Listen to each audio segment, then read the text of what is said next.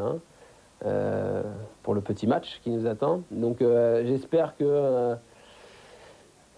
tu vas pas trop nous ennuyer avec tes galettes que tu peux mettre pied droit, voire pied gauche, sachant que tu es très adroit. Donc non, mais écoute, en tout cas, je suis ravi de te voir, te revoir surtout.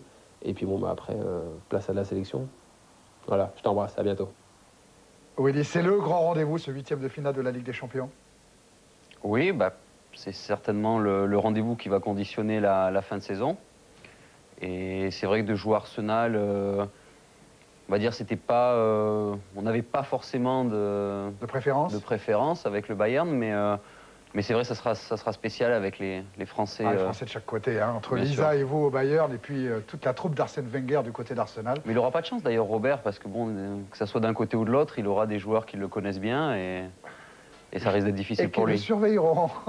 On démarre par le journal de Téléfoot, et un journal de Téléfoot dominé, Willy, par une affaire qui vous concerne indirectement. C'est l'affaire Robert Heutzer, du nom de ce jeune arbitre allemand de 25 ans, qui a reconnu avoir tripatouillé des matchs sur lesquels il pariait. Alors, à 1 an de l'organisation de la Coupe du Monde en Allemagne, j'imagine que ça bouge un petit peu du côté de la Fédé, hein, non? Vous en avez entendu parler? Oui, c'est sûr, ça fait grand bruit, mais les Allemands sont connus pour ça, pour régler les problèmes très vite. Et je crois qu'ils ont tout mis en œuvre pour vraiment éteindre le feu le plus rapidement possible.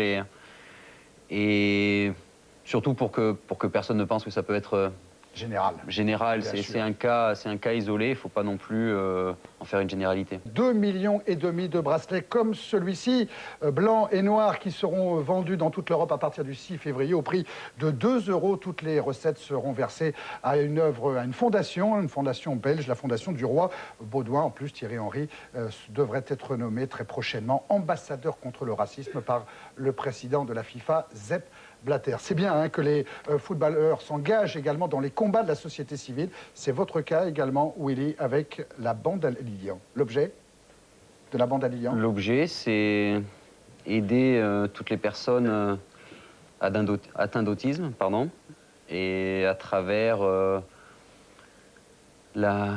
va dire la vente de maillots de foot sur Internet, de dons particuliers, on essaye d'aider un petit peu toutes les associations et les centres qui s'occupent justement de ces personnes-là. Avec une bande de copains, c'était lorsque vous étiez à Monaco hein, que ça s'est créé, cette bande à Lilian? Elle s'est créée un petit peu plus récemment, mais c'est avec des gens oui, que j'ai rencontrés lorsque je joue à Monaco. Et on a du temps pour nous. On n'a pas... on s'entraîne en général 1 fois par jour le matin. On a quand même assez de temps libre. Et je crois qu'il faut le consacrer à certaines choses. Mais je crois qu'il y a beaucoup de sportifs le font. De plus en plus, et tant mieux. De plus en plus, et si on peut apporter quelque chose, tant mieux. C'est bien. Merci Willy pour cette action avec toute la bande à Lilian. Nous, ce qu'on aime dans le foot, vous n'allez pas me contredire Willy, c'est ça. Regardez, on vous avait demandé de nous envoyer vos meilleures images.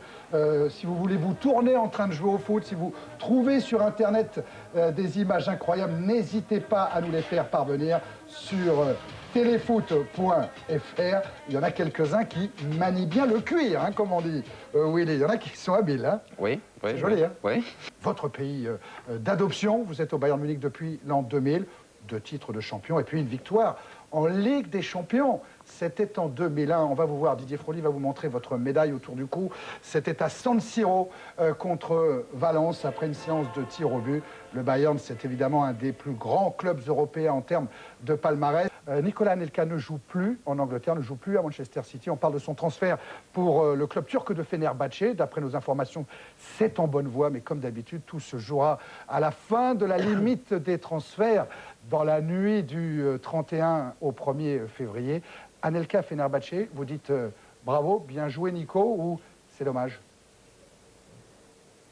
Honnêtement, Willy. Honnêtement, je dirais c'est dommage, ouais.